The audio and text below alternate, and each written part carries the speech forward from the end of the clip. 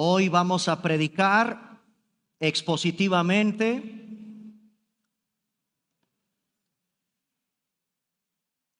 Primera de Tesalonicenses capítulo 5,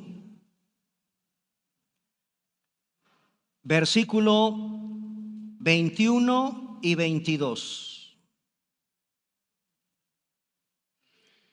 Primera carta que Pablo dirige, el apóstol, a una iglesia preciosa, una iglesia modelo en la región de Tesalónica.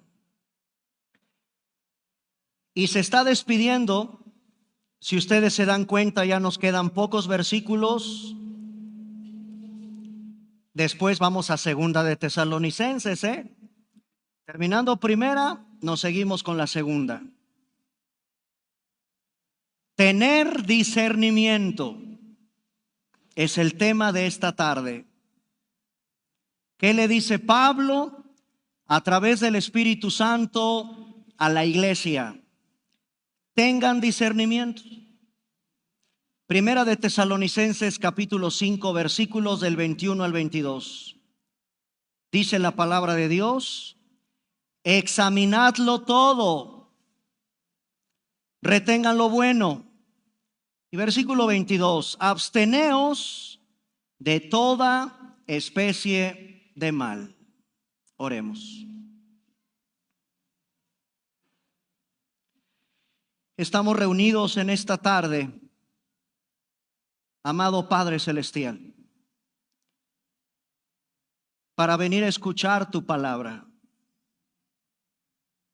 Hemos cantado también y hemos participado de la ordenanza de partir el pan, tomar la copa y ser autoconfrontados, Señor, al inmerecidamente sentarnos a tu mesa y recordar en esta tarde, a través de los signos, elementos visibles del Evangelio, lo que tú hiciste por nosotros en esa cruz. Qué hermoso domingo, el primer domingo del mes de mayo, en el que nos reunimos, oh Dios, para ser parte de tu iglesia.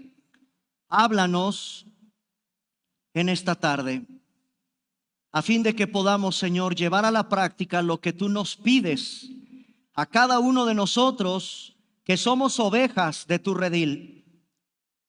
Danos hambre, Señor, por escudriñar tu palabra y llevarla a la práctica. En tiempos tan difíciles que vivimos, examinemos todo, tengamos discernimiento, desechemos lo malo, abstengámonos de toda clase de mal y vivamos de manera digna de nuestro llamado. Ponemos este servicio en tus manos. Trae paz a la mente de todo este bendito pueblo, para que la semilla de tu palabra caiga en el corazón preparado y dé fruto en su tiempo. En Cristo Jesús. Amén. No apaguéis el Espíritu Santo, versículo 19. Respondan a la palabra de Dios, versículo 20. Y el día de hoy, versículo 21, tengan discernimiento. A eso se refiere el apóstol cuando escribe a la iglesia: examínenlo todo, retengan lo bueno, absténganse de toda especie de mal. ¿En dónde está el contexto de estas palabras? Está en el contexto, hermanos, de ciertos consejos muy prácticos y muy breves. Son demasiado breves, que el Señor le entrega al apóstol Pablo para su iglesia. Vean el versículo 16. Estén siempre gozosos. Eso es sencillo. Es una frase muy fácil, muy sencilla en la Biblia. Estén siempre gozosos, siempre, a pesar de las tribulaciones. Explicamos en su momento que el versículo 16 solamente se puede vivir cuando tú tienes al Espíritu Santo. Es algo sobrenatural, tener gozo en medio de las tribulaciones. Es necesaria la presencia del Espíritu Santo para morir como un valiente y que te corten la cabeza como a Pablo. Se necesita al Espíritu Santo para morir con gozo, como miles de mártires en la historia del cristianismo que no les importó ser devorados por leones. Se requiere algo sobrenatural para enfrentar la vida con el gozo que Dios quiere que tú vivas. ¿Y qué decir del versículo 17? Otra frase muy corta. De hecho, es uno de los versículos más pequeñitos de toda la Biblia. Junto con Juan 11:35, Jesús lloró. Está Primera de Tesalonicenses 5:17 como los dos versículos más pequeños de toda la Biblia, pero con una riqueza teológica impresionante. Tanto el ver llorar a Jesús, Juan 11:35, como el orar sin cesar, versículos, repito, más cortos de toda la Biblia, con una profunda enseñanza a nuestra vida. Todos recordamos, todos podemos memorizar el versículo 17, orad sin cesar. El versículo 18 es parte característica de todo verdadero hijo de Dios. Dale gracias a Dios por todo, porque esta es la voluntad de Dios para contigo. Versículo 18. Ven, hermanos, la cuestión tan práctica en la que Pablo, inspirado por Dios, por su Espíritu, va terminando esta carta. Principios básicos. Impensable un cristiano sin gozo. No es cristiano. Impensable alguien que se diga cristiano y no ora.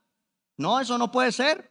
Tampoco puedo concebir la idea de que te digas cristiano y no seas agradecido. Tengas poco o tengas mucho, se llama contentamiento. Y eso solo lo da, de la misma manera que el gozo, el Espíritu Santo. No ambicionas más, no codicias más. Tengas un platito de frijoles, estás contento y agradecido con Dios, o te puedas ir a comer a un extraordinario restaurante de miles de pesos de cuenta, estás contento y estás agradecido con Dios. Es el contentamiento sobrenatural que solo los cristianos tenemos. El versículo 19 siguen estos principios básicos de la vida cristiana, muy breves. Hermanos, son breves para que los memorices, para que nunca se te olviden. No apagues al Espíritu. Versículo 19, lo expliqué, es tú y mi responsabilidad no apagar el sagrado, el hermoso Espíritu Santísimo que el Señor te ha dado. Versículo 20, lo explicamos hace 15 días. No tengas un menosprecio por la palabra de Dios, por la predicación de la palabra de Dios. No menosprecies las escrituras en su consejo cuando Dios te habla a través de la exposición verbal, oral, pública de su palabra. Y el versículo 21, hermanos, en esta tarde nos corresponde ahora estudiarlo. Y quiero que noten que está dentro de la lista, dándole la importancia a Pablo de que así como estás gozoso, de que así como eres un hombre o una mujer de oración, de que así como eres de agradecido con Dios, de que así como tienes activo al Espíritu Santo, en el mismo nivel de importancia está: ten discernimiento. Es tan importante orar como tener discernimiento en esta tarde. Examínalo todo, retén lo bueno, abstente de toda especie de mal. Hermanos, ¿qué es el discernimiento? ¿A qué se refiere el apóstol Pablo? Porque lo coloca en el mismo nivel de importancia que Dios le da a cada hijo suyo, de que no apagues al Espíritu, de que estés agradecido, de que tu vida sea una vida de oración, de que siempre estés gozoso. En el mismo nivel, en la misma lista de importancia está: ten discernimiento. Este es un imperativo que tiene que ver con el discernimiento bíblico. ¿Y sabes en qué está basado el discernimiento bíblico? En el conocimiento y amor que tengas por la verdad. En el discernimiento bíblico, tú tienes que entender que ese discernimiento que Dios te pide que tengas cuando te regalan un libro, cuando escuchas una conferencia en tu escuela, cuando tu profesor te va a decir algo del tema que quieras, Dios te ha entregado un manual a donde se concentra toda la verdad. Y todo discernimiento bíblico está basado en el conocimiento que tú y que yo tengamos y que tanto amas la verdad. Hermanos en Cristo y damas y caballeros, el cristianismo no es una religión pasiva, puramente académica. Hermanos, la palabra de Dios nos llama, la misma Biblia te llama, apela a que te vuelvas un investigador, a que te vuelvas en la acción alguien que defienda, que escudriñe, que revise todas las afirmaciones que hay allá afuera y que atentan contra la verdad. La mayoría de los pasajes en la Biblia a donde Dios pide que se tenga discernimiento es a los líderes de la iglesia.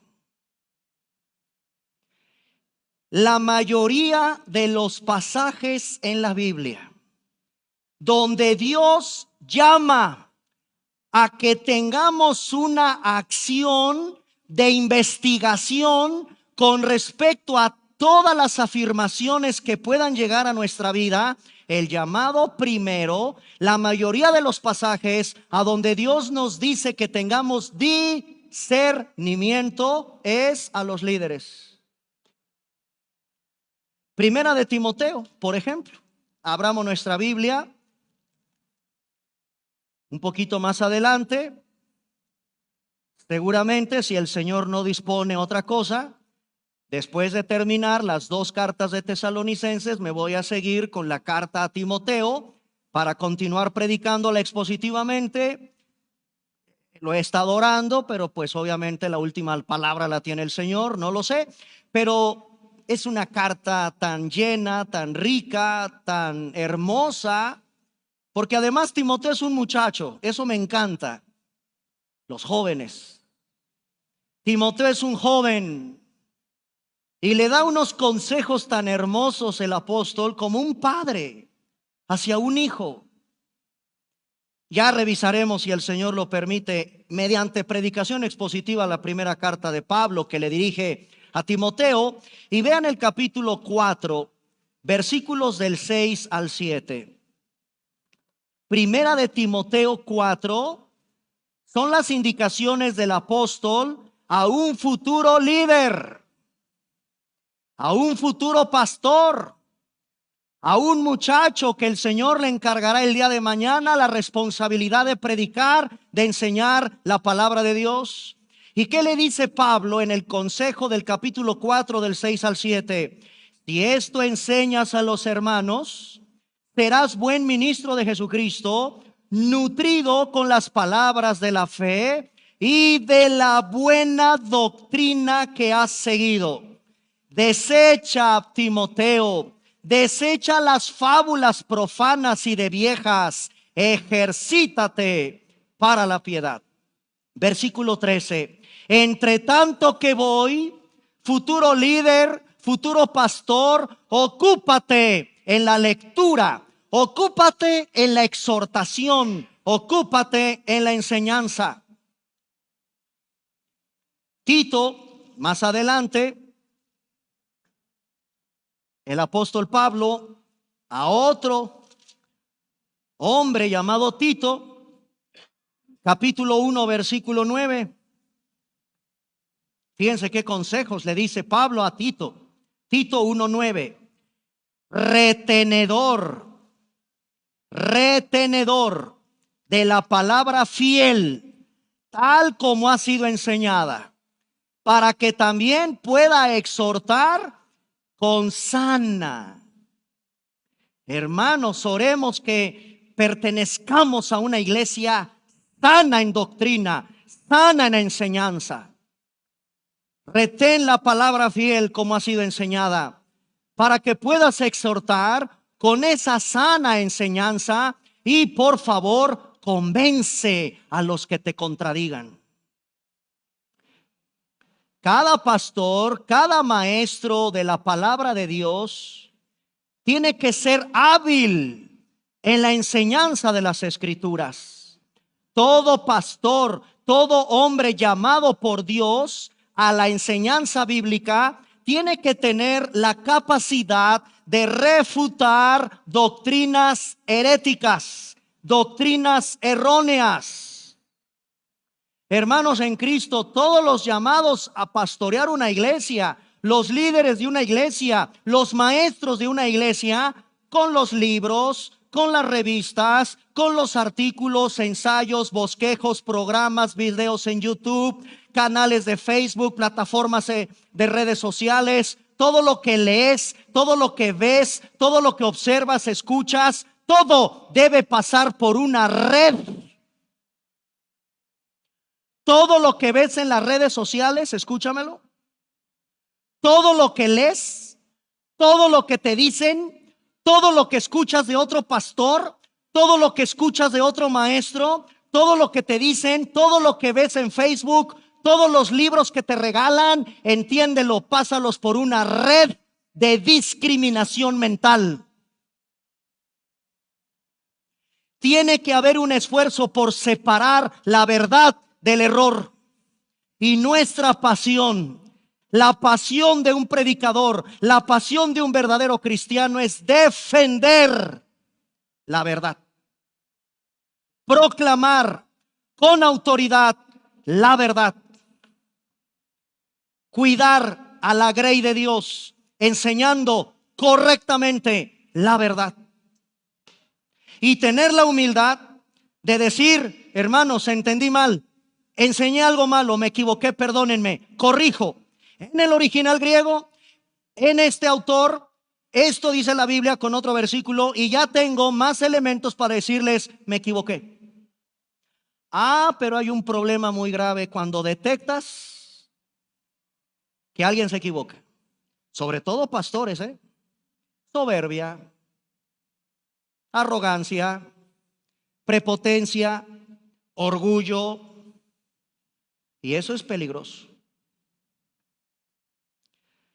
El autor James Adams dijo lo siguiente: si las profecías inspiradas en la era apostólica tuvieron que someterse a prueba, entonces seguramente las enseñanzas de los hombres de hoy también deberían ser puestas a prueba. Por supuesto, con mayor rigor hoy.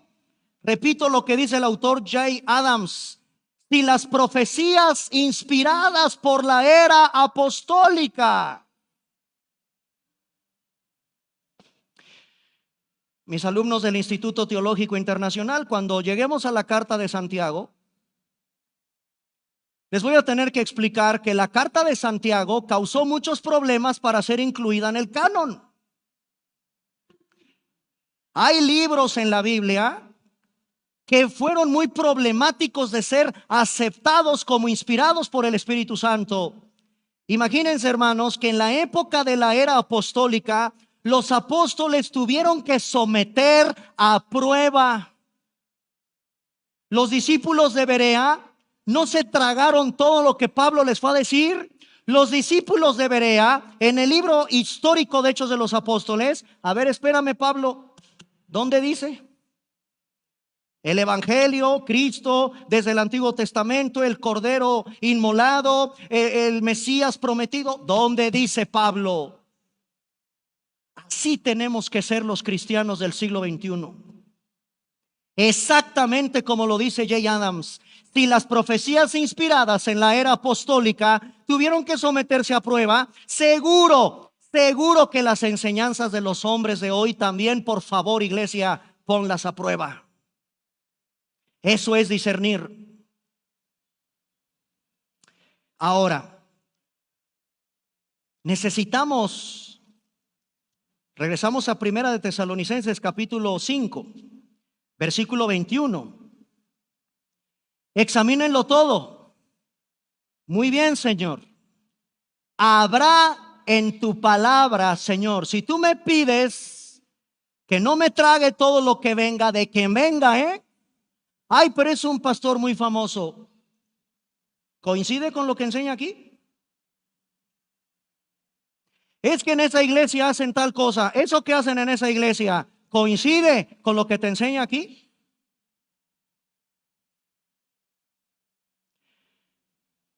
Si el Señor me pide que tenga discernimiento, habrá, pregunto, en la Biblia más información.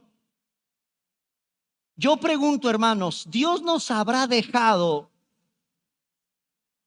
algún pasaje para poder meter en ese pasaje como un filtro? Como se los dije hace un momento, una red en tu mente de discriminación. No te tragues todo lo que te dicen. Pásalo por filtros, pásalo por redes. La Biblia es una extraordinaria, es la única más bien, es la única que va a depurar, que te va a indicar, esto es correcto, esto es lo que es bíblico. Pero vuelvo a mi pregunta, ¿habrá más información para extraer más riqueza del versículo 21? Examínenlo todo. ¿Y qué creen, hermanos? Que sí. Tenemos un tremendo pasaje, un tremendo filtro bíblico. Y lo escribe el apóstol del amor en su primera carta, capítulo 4, versículo del 1 al 8. Fíjense cómo es el Espíritu Santo. A Pablo, iglesia, examínalo todo. Pero al apóstol Juan le entrega toda una plataforma extraordinaria. Y claro, ¿por qué escribe Juan las tres últimas cartas que casi tenemos en la Biblia? ¿A quién le escribe Juan? ¿O cuál era el ambiente al que se tiene que enfrentar el apóstol del amor, Juan? ¿Y por qué escribe lo que escribe? Hermanos, lo que pasa es que el ataque del gnosticismo, el ataque de corrientes antibíblicas, eso no es nuevo. Los apóstoles tuvieron que enfrentar el ataque brutal contra las verdades bíblicas. Y toda la historia es fascinante. Los sínodos, los concilios, las herejías que se debatieron, que se combatieron para cuidar la pureza de la escritura. Gracias a Dios tenemos Primera de Juan, capítulo 4, versículos del 1 al 8. Extraordinario pasaje, maravilloso pasaje, un filtro que no va a fallar. Primera de Juan, capítulo 4, versículo del 1 al 8. Amados, este es un hombre enamorado de Cristo y enamorado de su pueblo, como lo estoy yo de todos ustedes. Amados, mis hermanos, amados. ¿Ya vieron capítulo 4, verso 1, Primera de Juan? No le creas a todo espíritu. Un momentito desde ahí, no vayas a pensar que está hablando de demonios. No. No le está diciendo a la iglesia, no le está diciendo a sus hermanos, no le crean a todo demonio. Bueno, ya sería el colmo, ¿verdad? Hay una secta, lo voy a decir con mucho respeto, el mormonismo. ¿Has estudiado el mormonismo? ¿Sabes quién fundó la iglesia mormona? La iglesia, fíjate, hasta el nombrecito es bíblico, ¿eh? Iglesia de Jesucristo, de los santos, de los últimos días. ¿Eso es bíblico? Sí. Sí, claro, claro que estamos en los últimos días. Por supuesto que son estos los últimos tiempos. Y claro, la iglesia es del Señor Jesucristo. Ese es un nombre bíblico con una doctrina diabólica. Se aparece un ángel, Moroni, a decirles un evangelio diferente, algo completamente que Dios no había mostrado. Pablo, Juan, Pedro, los apóstoles, hermanos, siempre fueron guiados por el Espíritu Santo. Y gracias a Dios, eso lo dice Pablo en Gálatas, si un ángel, fíjate cómo Dios se adelantó. Dios sabía que Satanás podía tomar cuerpo, forma, figura de un ángel y presentarse un ángel y decir un ángel, aquí les traigo una revelación diferente. No, Pablo se adelanta con la inspiración de Dios y dice, y si aún un ángel se les aparece, o yo mismo como apóstol u otro apóstol les enseña un evangelio diferente, sea maldito. Hermanos, es sagrado lo que el Señor nos ha entregado aquí, su verdad. Nada tiene que atentar ni nadie contra esta verdad, sean principados, sean demonios, sean ángeles caídos, sean ángeles disfrazados como ángeles de luz, sean quien sea. El apóstol del amor nos dice, no le creas a todo ser humano. Esta connotación espíritu es eso. Te aviso, eres espíritu. De hecho, esa es la parte más importante. No tu hermosísimo cuerpo que tienes, que te felicito que lo cuides. Hazlo, tienes que cuidarlo, pero no es lo más, no digo que sea menos o más. Todo es importante. Lo vamos de hecho a revisar en Primera de Tesalonicenses. La dicotomía, la tricotomía, somos espíritu, tenemos alma, el cuerpo, etcétera. Todo es importante, todo nuestro ser tiene que honrar al Señor, todo nuestro ser es para glorificar a Cristo, pero quiero que noten el énfasis tan profundo. Somos espíritu. No le creas a todo espíritu. Versículo 1, prueba.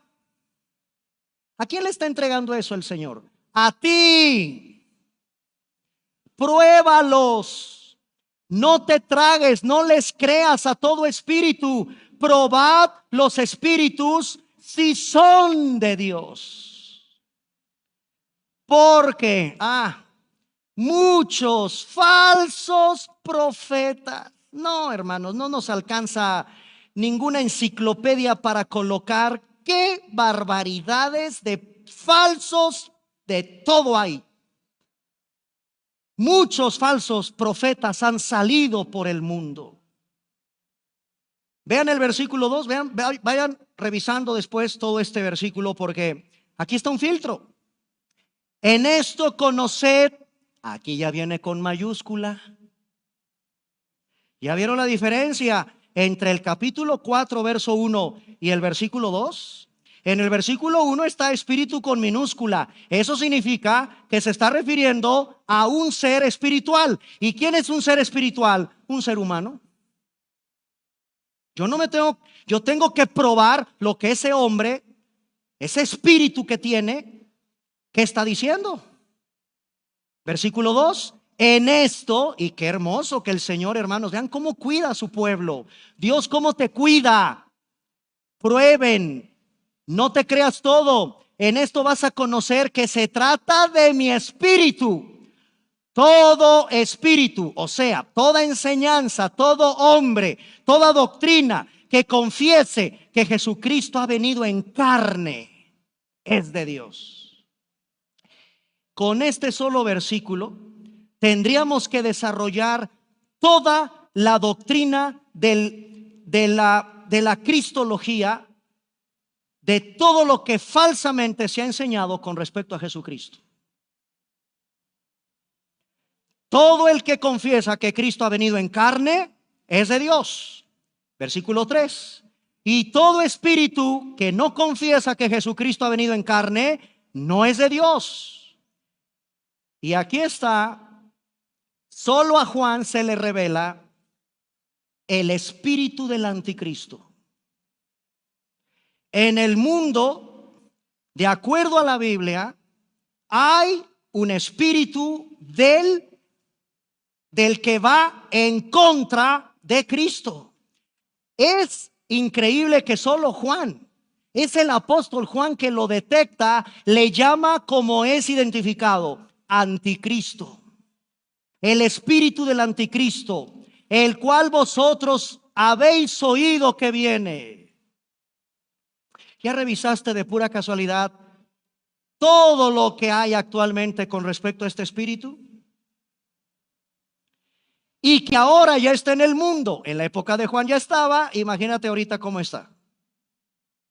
Versículo 4, hijitos, por esto me encanta Juan, es amoroso, es apapachador con los hijos de Dios. Hijitos, vosotros sois de Dios y los habéis vencido. Mayor es el que está en ti que el que está en el mundo. Ellos son del mundo. Por eso hablan del mundo. Quiero que detectes, hermano, el versículo 5. Ellos son del mundo, traen sus rollos mundanos, hablan del mundo y el mundo, toda filosofía mundana es aplaudida por el mismo mundo. Toda ideología, toda filosofía, todo pensamiento que viene del mundo será aprobado por el mismo mundo, excepto la verdad. Esto sí ya no. Esto sí ya no. Discúlpeme, pero no la traiga a la escuela. Discúlpeme, pero a la cárcel no entra. Bueno, gracias a Dios con nosotros sí nos permiten. Entra la Biblia a la cárcel, pero a una escuela. Señor director que me escuchas, profesor que me escuchas de cualquier escuela, primaria, kinder, secundaria, preparatoria y universidad. ¿Sabes por qué las cárceles están llenas hoy de delincuentes? Porque cierras la Biblia a los niños desde su formación básica. Es increíble. Dios permite que su palabra entre a la cárcel y cierran en las escuelas la Biblia. Debe ser al revés, señores. Que se abra la Biblia en la escuela. Que los niños conozcan la verdad. Que los jóvenes estén apasionados por la verdad. No habría tantas cárceles llenas de adolescentes, de jóvenes, de mujeres y de hombres perdidos en sus pecados. Increíble.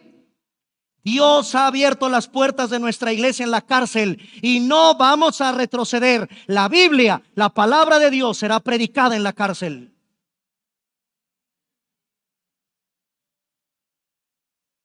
Ellos son del mundo, hablan del mundo y el mundo te va a oír. Versículo 6, nosotros somos de Dios.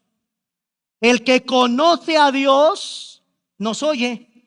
El que no es de Dios no te va a oír. En esto conocemos, ahí está, el espíritu de verdad y el espíritu de error. Amado apóstol del amor, ¿cómo le llama la iglesia? Amados, amémonos unos a otros, porque el amor es de Dios. Todo aquel que ama es nacido de Dios, conoce a Dios. El que no ama no ha conocido a Dios, porque Dios es, amén, su esencia, amor. Ese es Dios. Todo lo que atente contra su verdad no te van a oír. El mundo está encarcelado en un sistema de creencias que la Biblia le llama fortalezas. Segunda de Corintios. Vamos para Segunda de Corintios. ¿Se imaginan qué es una fortaleza, hermanos? ¿Cómo eran las fortalezas en la época bíblica? ¿Cómo serían las murallas de Jericó? No, impenetrables. Por ahí tenemos la muralla china, todavía. son? Bueno, otra vez volviendo a la cárcel, ¿cómo son los muros? ¿Cómo son las puertas? Todos los que del ministerio carcelario que hemos ido, ¿cómo son las puertas? De un grosor bárbaro. ¿De qué altura son las paredes de la cárcel? No pienses que son así barditas. No, hermano, son fácil, yo creo que sí del tamaño de todo el recinto. Son muros impenetrables. Fíjate cómo la Biblia le llama al sistema de creencias y son impenetrables. Son duros. No aceptan la verdad de la Biblia. Están duros.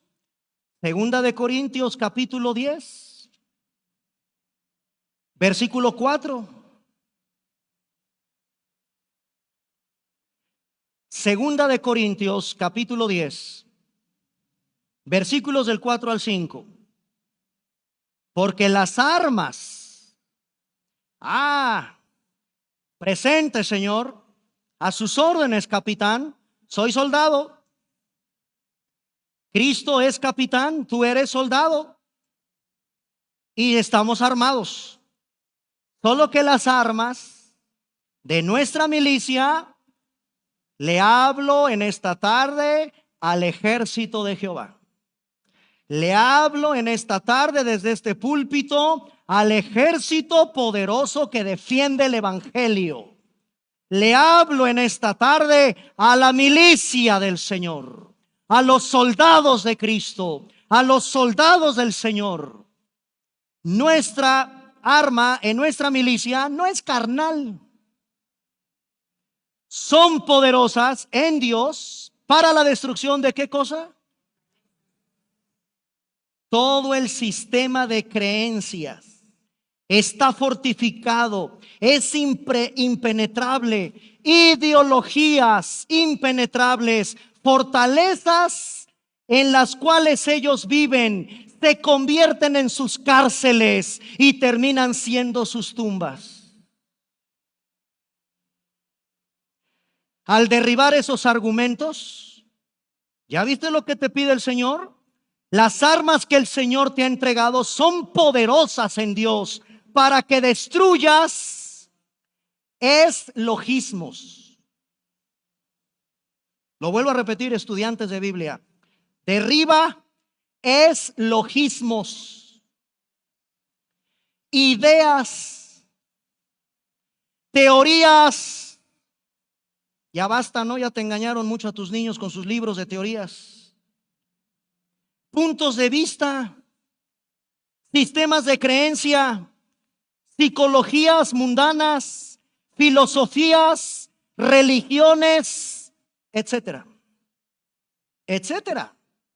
Dios le ha entregado a su pueblo en el discernimiento que tú y yo tenemos que tener, la palabra de verdad, el Espíritu Santo, para que actuemos, derribando eslogismos, ideas, teorías, puntos de vista, sistemas de creencia, psicología antibíblica, filosofías, religiones. Es una batalla por la mente. Todo lo que se levante contra el conocimiento de Dios, derribarlo, y eso es parte de la guerra de probar los espíritus. Ay, papá, ¿qué responsabilidad tienes en tu casa cuando tus hijos llegan con cada libro?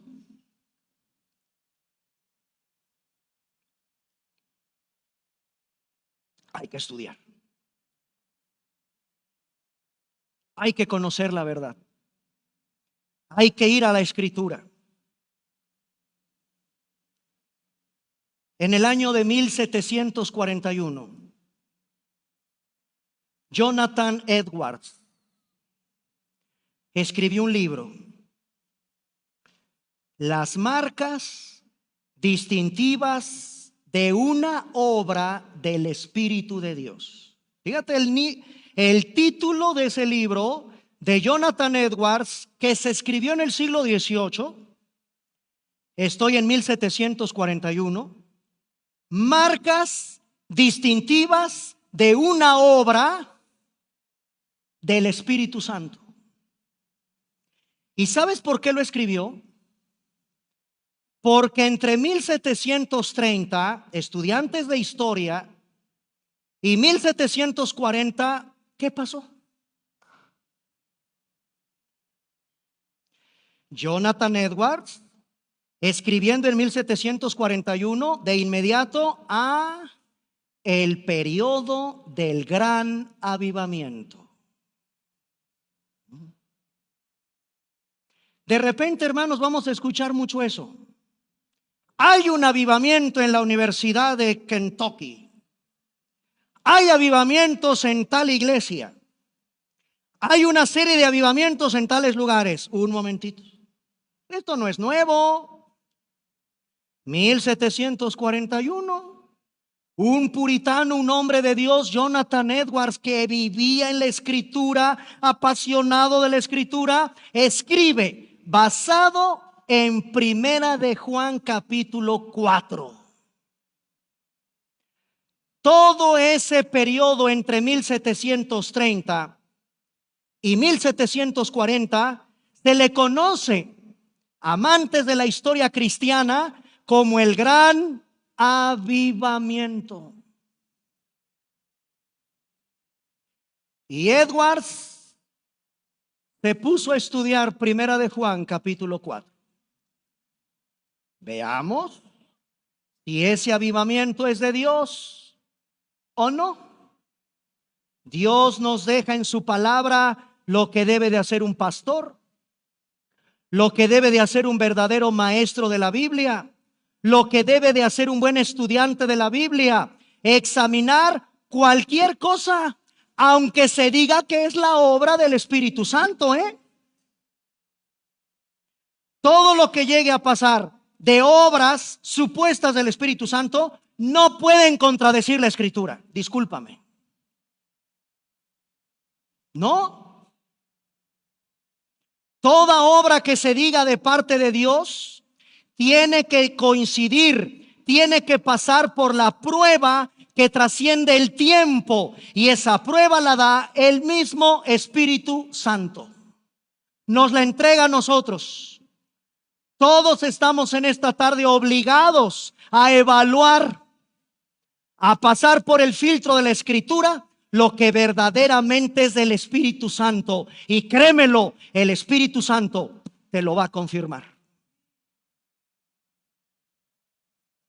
Pero como no estudiamos, todo le creemos, y el pastor es un déspota que no permite. Oiga, explíqueme, pastor, esto que usted está enseñando, y por qué se baja usted del púlpito y empieza a hacer ciertos rituales ahí raros, o por qué le pide al pueblo, o perdóneme, se equivocó en una palabra griega. Eso no es cierto. Usted está sacando un versículo fuera de su contexto. Yo les pido que sean así conmigo, estudiosos, aguerridos, que tengan pasión por discernir. No se traguen todo lo que aquí les doy. Dios me libre de enseñar algo equivocado, desde luego, pero soy falible y me puedo equivocar. Pero la Biblia no. La palabra de Dios no. Lo que verdaderamente es del Espíritu Santo, entiéndelo, Dios te lo va a confirmar. Nada de que tengo duda. ¿Será de Dios? Es que no sé. Ay, es que me gustó, pero no le encuentro. No, papacito, no te engañes. Dios te lo tiene que confirmar. Punto. La Biblia no puede contradecirse con la misma Biblia. Y el Espíritu Santo, te lo aseguro, jamás hará algo que vaya en contra del mismo. Primera de Juan, capítulo 3.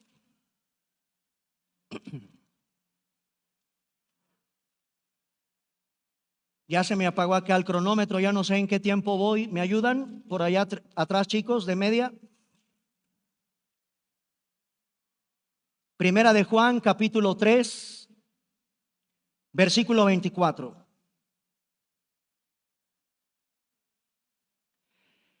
Y el que guarda tus mandamientos permanece en Dios y Dios en él. Ahora fíjate lo que dice el versículo 24. Y en esto sabemos que Él permanece en nosotros por el Espíritu que nos ha dado. ¿Cómo puedo saber si algo es obra del Espíritu Santo? Que es quizá lo que actualmente tanto está moviendo a muchas iglesias, muchas denominaciones, etcétera. La obra que hace el Espíritu Santo en nosotros es invisible, pero sus efectos son visibles. ¿Se entendió? La obra que hace el Espíritu Santo en mí, eso es invisible, pero sus efectos son visibles. El Espíritu de Dios reside en nosotros. ¿Cómo lo sé? ¿Qué hace? Rápido, creo que ya se los di, pero no pasa nada, lo volvemos a repasar. El Espíritu Santo, ahí te va, produce en ti un deseo de arrepentirte. ¿Quieres saber cómo es, cómo sé, qué hace el Espíritu Santo? Produce en ti y en mí un verdadero, genuino deseo de arrepentirte. Produce odio hacia el pecado. Produce en nosotros un deseo de buscar la salvación y el perdón de Dios. El Espíritu Santo, hermanos, produce en mí una verdadera convicción por el Evangelio. El Espíritu Santo produce un amor hacia Cristo. El Espíritu Santo produce un deseo de volverme esclavo del Señor. El Espíritu Santo hace que lo reconozcas como Señor. El Espíritu Santo, hermano, produce en ti un deleite por las Escrituras. El Espíritu Santo, hermanos, produce un verdadero anhelo por obedecer. El Espíritu Santo produce gozo en las pruebas. Produce amor hacia otro hermano. Produce deseos de tener comunión. Produce entendimiento de la Biblia. Produce iluminación de las Escrituras. El Espíritu Santo, hermanos, nos da una inclinación a obrar deseos santos. El Espíritu Santo nos da un deseo por alabar a Dios, un corazón agradecido, un corazón de adorador como un estilo de vida. No nada más aquí con la alabanza. El Espíritu Santo produce un corazón de adorador como todo un estilo de vida. Y semejanza produce el Espíritu Santo a que te parezcas más y más y más. ¿A quién? A Jesucristo. Son tan solo algunas pinceladas de lo que hace el Espíritu Santo. Hay otros espíritus, porque increíble, del capítulo 3, versículo 24, ahora Juan, primera de Juan 3, 24, ahora pasa a los peligros mortales de los espíritus antibíblicos. Del capítulo 3, primera de Juan, verso 24, lo leemos otra vez. El que guarda los mandamientos permanece en el Señor y Dios en él. Y en esto sabemos que Él permanece en nosotros. Ahí está la garantía de tu salvación, porque te dio a su Espíritu. Y de repente, capítulo 4, verso 1, amados, hay otros espíritus. No los crean. Peligro mortal de creerle a esos. a esos espíritus que no provienen de Dios. Y bueno, en 15 días les voy a dar las pruebas de Primera de Juan capítulo 4 del 1 al 3. La verdadera obra del Espíritu Santo que hace. Capítulo 4 del 1 al 3, del 5 al 6 y del 6 al 7. Pasemos por el filtro de la Biblia. Y ahora sí, ya puedo entender al apóstol Pablo cuando me dice: examínalo. No le creas a todo espíritu que habla. No le creas a todo el que enseña. Enséñense a discernir. Y lo pone en el mismo nivel de importancia que orar. Pónganse de pie. Terminamos.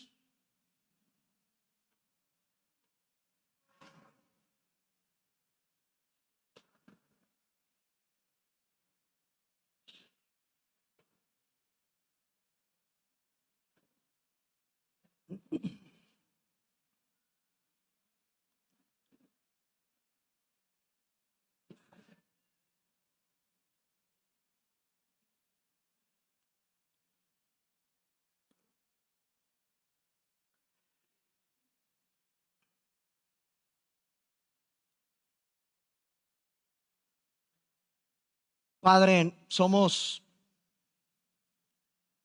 llamados a ser diligentes, retenedores de la palabra de verdad.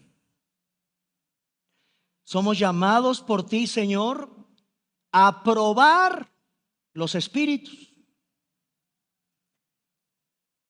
Y nos has dejado el parámetro para hacerlo.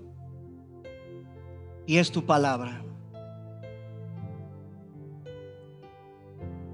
Con estos versículos, Señor, me doy cuenta que nos falta mucho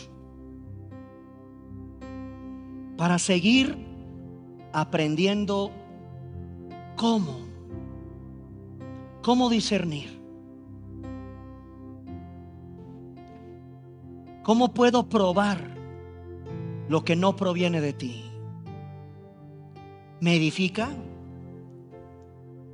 ¿Te trae gloria? ¿Me trae paz?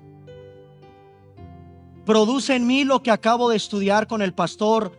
¿Todo lo que tu Espíritu eterno y precioso hace en mí? ¿Me guía verdaderamente a arrepentirme? Tantas cosas, Señor, que he leído y sinceramente me han confundido. A tantos grupos he asistido, pero no he abierto tu palabra.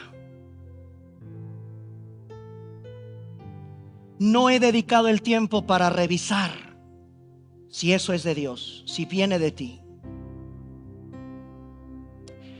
Señor, como iglesia estamos llamados a defender la verdad, a poner precepto sobre precepto, fundamento sobre fundamento, lo espiritual con lo espiritual. Es muy amplia la riqueza de tu palabra. Se requiere humildad, Señor, para abrir este santo libro y discernir: esto no proviene de ti, esto tú no me lo enseñaste en tu palabra. Aquí está tu verdad, y yo quiero ser en esta tarde un apasionado por la verdad.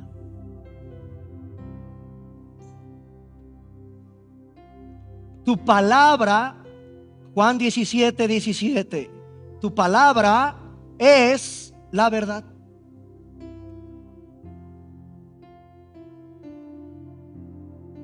Oh Señor, que tengamos el discernimiento de rechazar toda ideología, toda filosofía, toda enseñanza que atente contra la pureza de tu santa palabra. ¿No lo revelaste así? Lo que nos revelaste es suficiente sobre el hombre, sobre la mujer, sobre la familia, sobre el matrimonio, sobre el dinero, sobre las naciones, sobre el sexo, sobre el matrimonio, sobre el varón, sobre la mujer, sobre la crianza de los hijos. Todo en tu palabra es suficiente. Y aquí tengo la verdad. Claro, iglesia, ocúpate en la lectura de la Biblia, pero también, por favor, iglesia, leamos de hombres probados por Dios, ética cristiana. Por ejemplo,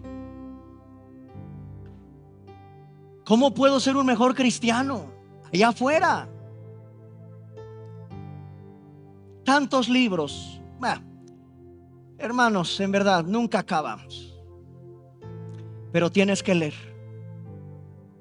Y eso te ayudará a quitarte lo ignorante. Es una manera también de discernir.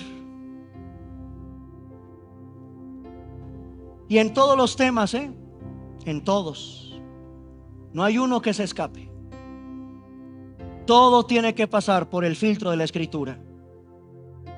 Y cuando sea algo negociable, negociémoslo.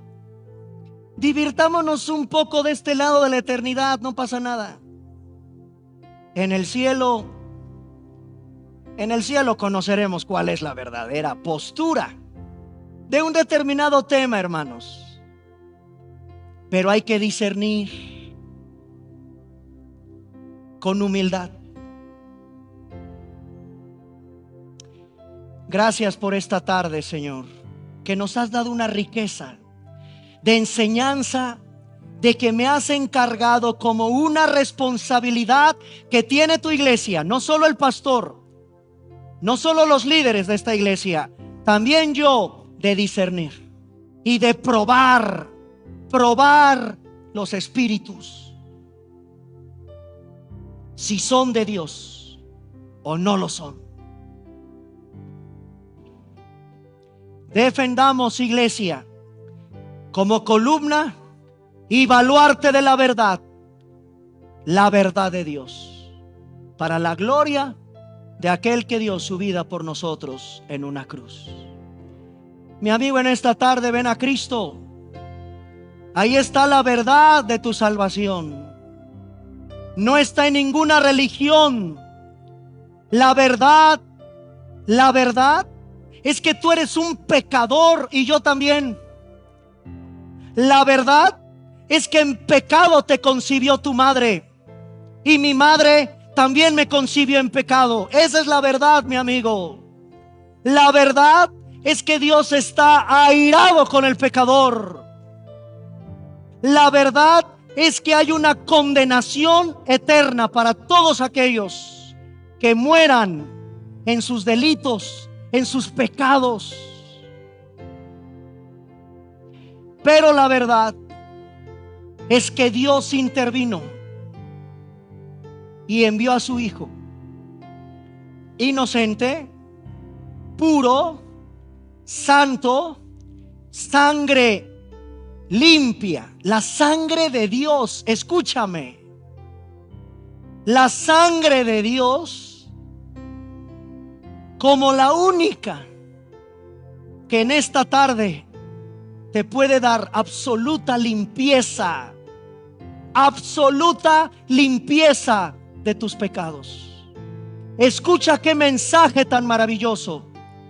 El Dios creador del universo, a través del sufrimiento de su Hijo, del derramamiento de la sangre, por los golpes, por los puñetazos, por los bofetones, por las espinas, por los azotes, por los clavos, esa sangre tenía que ser derramada por ti.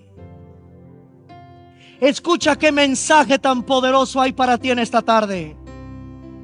Ven a Cristo, mi amigo, porque el infierno es real. Eso dice este libro de verdad. Ven a Él en esta tarde arrepentido. Cambia tu manera de pensar. Cambia el curso de tu dirección de donde vas, porque vas camino a la perdición. Y vuélvete a ese Dios que en una cruz abrió sus brazos, derramando toda su sangre, toda, para que tú en esta tarde no te pierdas, mas tengas la vida eterna. Él murió, mi amigo, experimentando el dolor más cruento que un inocente puede experimentar en una cruz.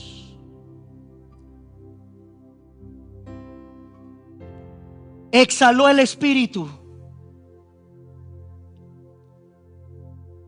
fue sepultado, y a los 3 días,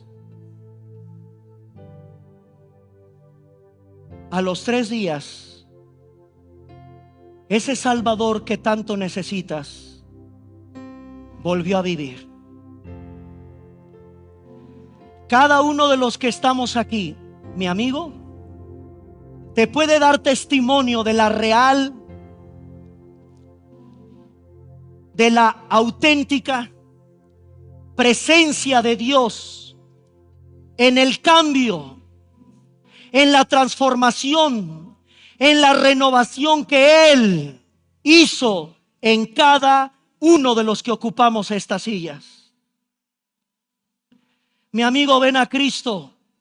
Lo necesitas tanto como nosotros. Necesitas arrepentirte hoy tanto como nosotros también hoy. Corre a esa cruz. Corre a ese Salvador. Arrepiéntete. Y en verdad créelo. Sobre el Gólgota está sellado el destino eterno de tu alma. En esa colina, mi amigo, en medio de esas 3 cruces, ahí se efectuó el pago por tu redención. Ven a Él y vive para Él, para la gloria de aquel que dio su vida. Por amor, por el puro afecto de su voluntad, lo hizo por nosotros. A Él sea la gloria para siempre. Amén.